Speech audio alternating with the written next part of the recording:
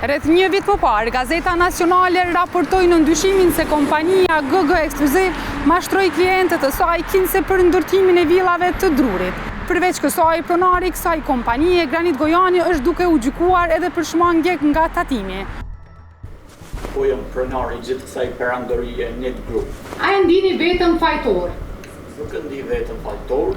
Por informacioni më i ri lidhur me këtë rast është se pas vlerësimit nga ana e institucioneve, villat mbrapa meje pra janë të gjitha në shitje, ku gjithse janë 6 villa me madhësi dhe dimensione të ndryshme, që varjojnë nga çmimi 4.000 deri në 11.000 euro.